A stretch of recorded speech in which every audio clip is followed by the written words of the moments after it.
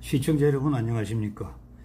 백선엽 장군의 장례식이 폭우 속에서 마무리되었습니다. 어제 오늘 일간신문을 보니까 의미심장한 컷사진 몇 건이 나왔습니다. 중앙일보에서는 젊은 날의 백선엽 장군 사진과 함께 후배들이 의장대원들이 관을 운구하는 모습이 실렸고요. 또 조선일보에서는 외국 선진국에서는 전쟁 영웅을 국가가 대우한다는 그러한 기사가 실렸습니다. 제가 몇 가지 살펴보겠습니다. 먼저 백선엽 장군은 다부동 전투 아시죠? 대구 북방 동명 일대에서 펼쳐진 다부동 전투에서 북계군과 중공군의 공격을 막아냈기 때문에 인천에 상륙하려는 메가더 장군의 원대한 작전 계획이 가능하게 하는 시간과 공간을 벌 수가 있었던 것입니다.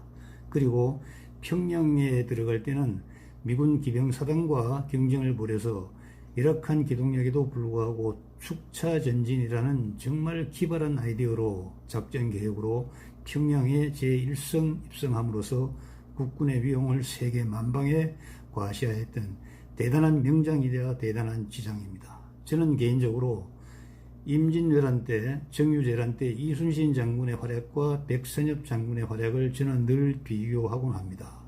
얼핏 생각하면 얼토당토하는 정신나간 비교라고 저를 비난할지 모르겠으나 국지존망의 순간에 정말 나라를 살리고 또 나라의 터전을 보존하는 그 한 장수와 장군의 생애는 너무나 비슷한 겁니다. 너무나 비슷한 겁니다. 자, 몇 가지를 살펴보겠습니다. 여러분 몽크라르 중장이라고 여러분 모르시죠? 프랑스에서 육군 중장으로 예편한 사람인데 이 사람이 6.25 전쟁 때 프랑스 일개 대대를 지휘해서 중령으로 참전을 하게 됩니다. 왜 이렇게 했냐면은 외국에서 발생하는 전쟁에 그 고귀한 프랑스 일개 대대 장병들이 참전을 하는데 전쟁의 베테랑인 정말 전쟁의 경험이 많은 자기가 가겠다고 자원을 한 겁니다. 그런데 육군 중장이 일개 대대를 지휘할 수 없으니 예편한 상태에 있던 예비역 중장에게 다시 현역 중령의 계급장을 부여하고 참전하게 합니다. 이분은 어디서 싸웠냐 하면은 양평 쪽에 있는 지평리라고 아시죠? 여러분 요즘 같으면 지평 막걸리 하면 얼른 떠오르실 겁니다. 여기서 정말 잘 싸웠습니다. 그래서 서울의 측방을 보호하는 데 대단한 기여를 했죠. 이분이 1964년도 6월달에 작고하자 프랑스 대통령 드고리가 직접 참석을 했고 후배 군인들이 정말 자원을 해서 하관을 하는 그러한 아주 장엄한 광경을 연출한 바 있습니다. 또 핀란드의 전쟁 영웅 칼 구스타프 만네르헤임이라는 장군이 있습니다. 이 장군은 사실은 적색 국가인 러시아에서 장군까지 오른 어떻게 보면 민족의 반역자로 낙인이 찍힐 수도 있는 그러한 장군인데요.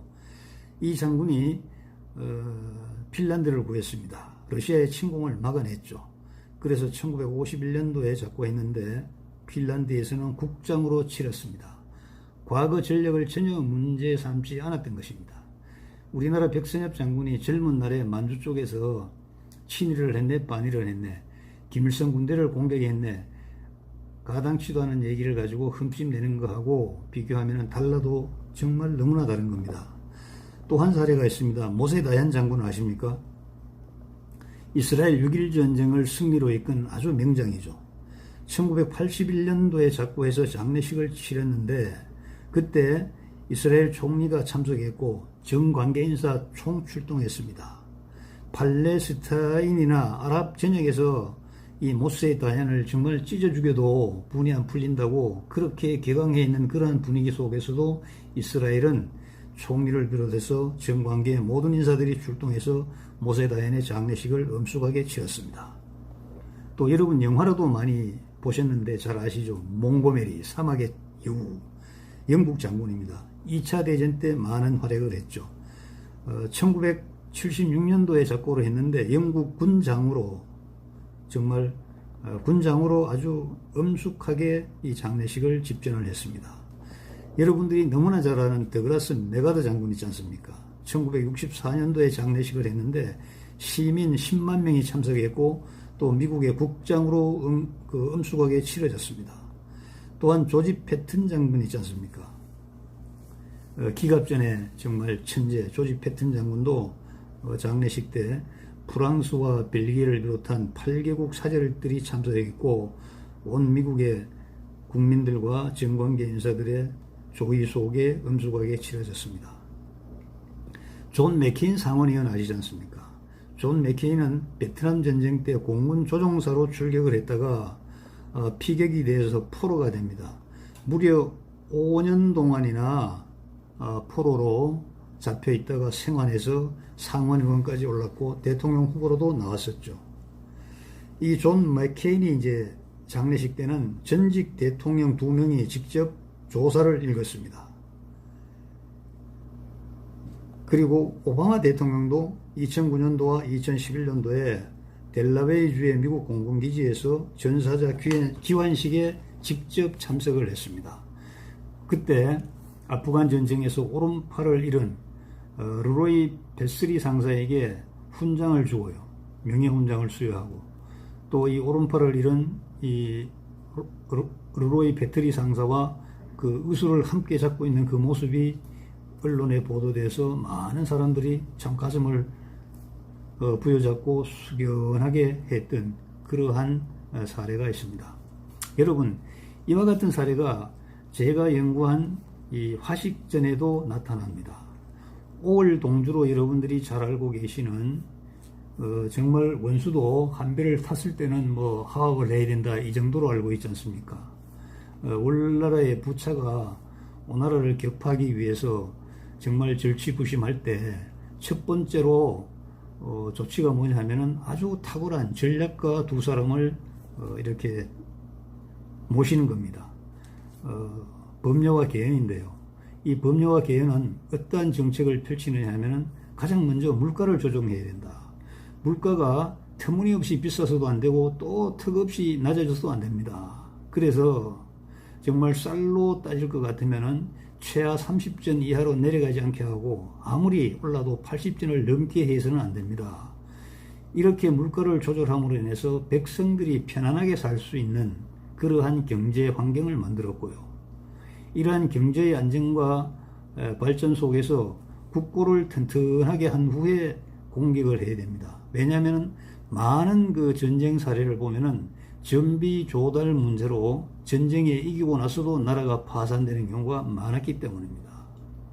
왕은 하루라도 빨리 공격해서 원수를 갚자고 했습니다만은 그 책사인 계는 국고를 튼튼하게 하지 않은 상태에서 전쟁하면 아무 소용이 없습니다.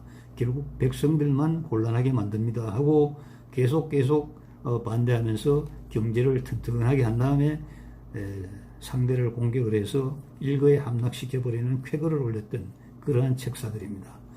그 다음에 중요한 것은 백성들의 사기를 고양해야 됩니다.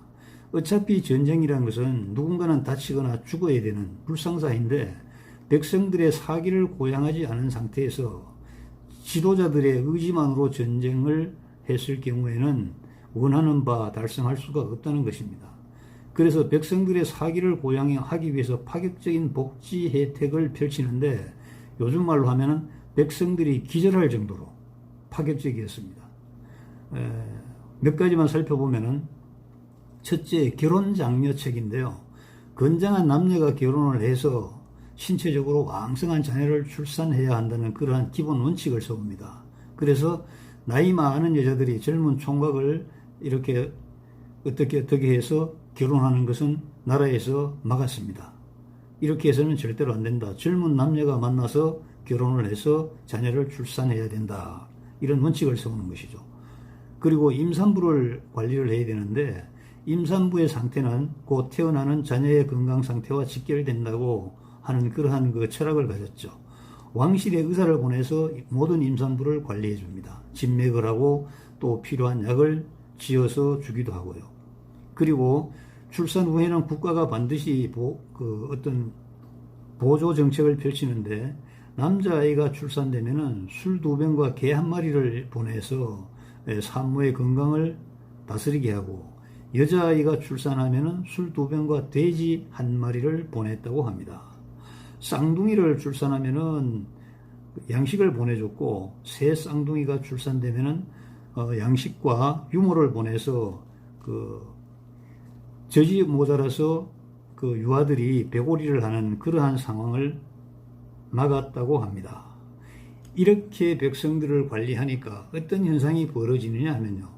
전쟁이 발생되니까 적이 쏘는 화살이나 던지는 돌이나 또 펄펄 끓는 물을 두려워하지 않고 성에 기어오르고 성에 올라서 적장을 참살하고 그리고 적의 상징물인 길을 뺏어오고 이렇게 하더라는 겁니다. 예, 사마천은 이 모습을 어떻게 설명했느냐 하면은 갈증이 난 사람이 물을 마시듯이 하더라. 그리고 두려움이 없이 전쟁에 임하더라. 그래서 적국을 격파하고 오페라 그러죠. 중국 천하를 황제를 천자를 모시는 그러한 여러 왕들 중에서 가장 강한 사람 5나라가 있는데 이 5나라에 올라서 천하의 그 질서를 바로잡는 그러한 중요한 역할을 하게 되었다는 겁니다. 2100년 전의 기록인 사마천 화식전에도 경제의 방향을 어떻게 잡아야 하며 또 국가는 국민들의 사기를 증진시키기 위해서 전쟁에 참여하여 죽거나 부상당한 사람들을 어떻게 해야 되는지 잘 기록되어 있습니다. 전쟁에 참여하여 아들을 잃거나 다친 그러한 가정에는 세금을 면제해주는 파격적인 혜택도 벌였던 것입니다.